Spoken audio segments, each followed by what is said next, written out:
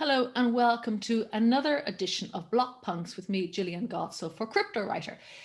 Here I talk to some of the most interesting, exciting and mad people in this space. And I'm delighted to say today is no different. I welcome Pete Wood, who is the co-founder of CoinBurp, to the program. Welcome to Block Punks. Hi, Jill. How's it going? Well, I'm very pleased to talk to you today because you guys have been a bit of an inspiration. I mean, CoinBurp, I know, I still laugh going burp. And you have you're the top most trusted exchange in the UK for cryptocurrencies. You've kept it simple, you've kept it clean. The interface is lovely. It's a really nice site to use. It's very clever. It's very popular. It's getting top votes. And now you've gone and done some amazing stuff. You've announced the last few days. You've raised money. You're launching a DeFi product. There's a lot happening. So first of all, let's start off with the money. You've raised 2 million and you were 1,000% oversubscribed. Whoa. So congratulations on that. Thank you. So this is seed money. Tell me about the leads in the investors and then what you're going to spend it on. Yeah, so in terms of that round that's closed so far, we've got guys like Pluto, BlockSync, Momentum 6, Alphabet, Moonrock. And I feel like I'm missing one more, and I'll probably get in trouble if I don't say them. But I think there's one. I think there was 6 in there in total. But yeah, got some really keen guys who wanted to join us. Alphabet and Moonrock wanted to team up and come in as lead investors for that round. So yeah, we're raising capital to build this Coinbase for NFTs project. And yeah, like you said, 1,000% oversubscribed. It's been quite popular. That must be kind of funny to turn away money. I mean, we've been through the crypto winter. So we know what it's like not to, to be a bit sort of down in the dumps. Was it a bad feeling turning down money, or you'll go to the market again, one presumes, will you? Yeah, we're actually in the process of closing another round, which I'm sure will be on a press release quite shortly. But our target is to raise about 6 million in private. So expect to have more press releases and more information come out. But yeah, it's a funny thing. I mean, I've never raised capital before, like for token, and it very much begins like you want more people to invest money. And when someone says, "I'll give you 200k or 300k as an investment for your token," it's great. But then over time, you're realizing everyone's saying yes. Everyone wants to invest, and it's about cherry picking the most suitable VCs and investors into your portfolio. And you have this seismic shift. It's really odd, where like you really want the money at the beginning, and towards the end, you're like having to tell people to stop trying to like push themselves through this really thin door because you can only pick certain people. So, but I mean, like I can't complain.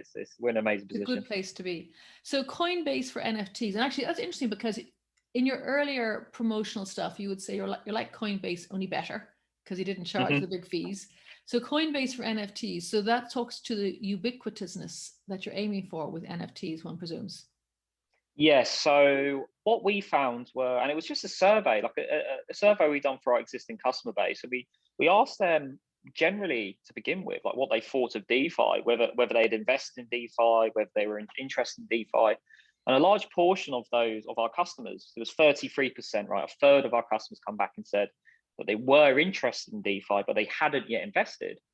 So it left us, we're thinking, look, what's actually stopping you from getting into the DeFi space? And some of the key things for us were too difficult to use. So having to understand Google Chrome extensions for MetaMask and backup keys and things like that was too confusing for them. So we thought maybe there's something here. We went on to say, okay, you've heard about DeFi, you want to get into DeFi, but what subset of DeFi is it that you're interested in? And the majority of them come back and said NFTs. So we thought there's something here, right, where we can look after the NFTs for them. We can facilitate the trades, or the buying and selling of NFTs for them with fiat, as we do already with crypto, but just extend that outwards into the locked ecosystem of NFTs, say on OpenSea and in Ethereum land, where you are expected to know how to use non-custodial wallets and purchase ETH. So why not really smooth out that process behind the scenes? We do all the difficult legwork, and we present a customer with a simple, easy to use interface where they can interact with these NFTs. So people can buy with fiat. Can they buy with currencies as well, or is it just fiat? Do you have a choice? Any currency that's supported by us. So that's the beauty of it, right? Is it's no different from any old conversion. Ultimately, what we will be doing behind the scenes is sending Ethereum to a smart contract to purchase an NFT. But the process to get it into Ethereum can begin at GBP, it can begin at Euro, it could begin at Bitcoin. All we do is convert it into the Ethereum, which then gets sent on. So we can accept any currency which is presented on our platform. And then, so the punter comes onto your platform. Tell me how it works. Are they buying random NFTs all over the place, or are they specific NFTs? Because they're used then for staking in your DeFi system. So how does it actually work? Yeah, so another key problem that we come across when we spoke to users who knew of marketplaces already in the NFT space, and they said it's just like a free-for-all. When you get there's millions of NFTs on offer. It's like the filtering system is so complicated. They don't actually know what they're looking for. They know this is the marketplace for it, but they're not quite sure which one they want to buy, or which one has better characteristics or another. And again, that was another problem that we found, right? So we are in our mission to create this aggregator of marketplaces. We feel the personalization of it is super important. So getting to understand what the customer or the user wants from this. So it can be as simple as, let's say you load the app for the first time and we show you 20 NFTs. You swipe like you would on, say, Tinder. You go left or you go right. I like, I don't like. We get a feel for like certain characteristics of certain NFTs, which are probably more on your higher up on your list. And we can curate like a recommended to you based on your preferences, based on your likes, a set of NFTs which may be of interest. And that's the key thing for here. When you've got a marketplace of millions of NFTs and you really want to squeeze that down to a subsection of very few, the best thing for you to do is to understand what the customer likes. So again, are you then you're curating the NFTs that they can actually purchase, or are they, how does it?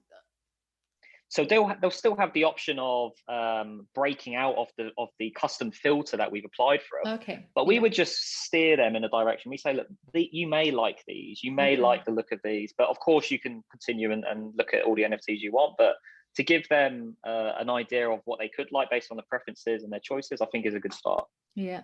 So then they buy the NFT. What happens next? So they could leave it on our platform. They could withdraw it if they want to. A bit like crypto, right? If you were to buy Bitcoin on our platform, you could leave it with us, or you could withdraw it to a cold wallet, a Trezor, or a Ledger, or something like that. It's completely up to you. But by leaving it on our platform, of course, you can sell it when you want. So it's very very liquid in terms of you can list it and stuff like that. So that's what we want to do. We want people to have the exposure to the NFTs that they're always looking for without the crazy complications which we're seeing at the minute. And how do they earn APYs? How do they earn interest on their NFTs? How does that work? So this is a different part of our product, right? So what we've developed is this really cool raffle system. Okay. And so when we launch our token, and we're looking at sort of end of June, start of July, as soon as we go live, we have this raffle system. And the way it works is when you stake some Burp tokens, you get the standard staking rewards as you would usually, right? So let's just say you, Jill, you come onto our platform and you say, I want to stake 1,000 Burps for 6 months. We may say to you, okay, we'll give you 20% interest on your staked Burps, as you usually see on lots of other pools and staking mechanisms.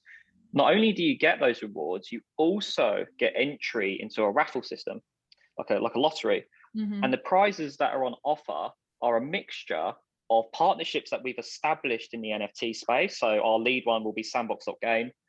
They're going to give us limited edition, exclusive NFTs. So if you yourself or any of your viewers know what Sandbox is, it's a bit like Minecraft, where you connect your MetaMask or your non-custodial wallet and you can go through the world. But any NFTs that you hold in your wallet is actually equipable or usable within the game, right? So it could be a hero, it could be a sword, it could be a hat.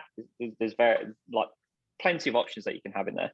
So what they're going to do for us is design a number of custom NFTs exclusive to CoinBurp, limited edition, that is only can only be won via our raffle.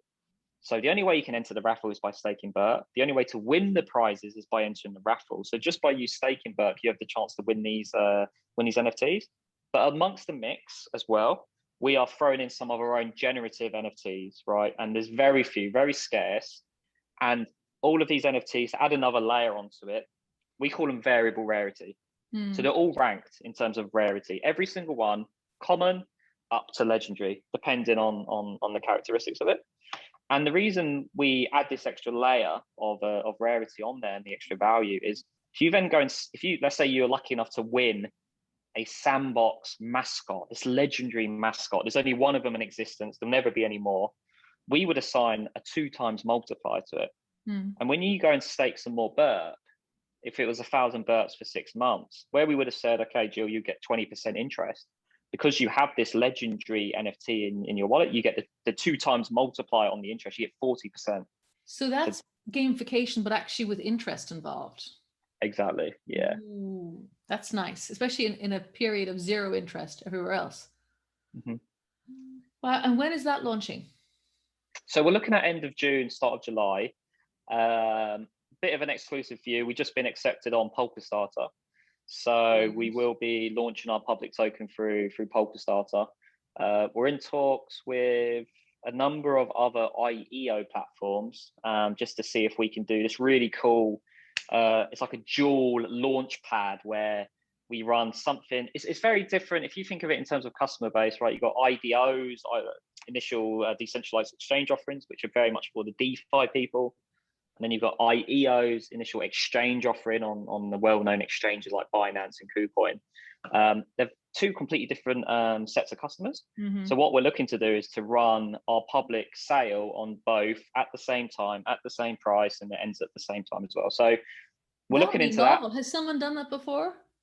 There's been a couple of times it's been done before, but only recently. Yeah. And people like Polkastarter are they see it very positively now. So we think, why not, right? I think everyone wins. Everyone gets a piece of the pie. It opens your audience much wider. So CeFi, that's why you said the CeFi DeFi bridge. There you go. Okay. Yeah, exactly. Yeah, that makes sense. When is that due to happen?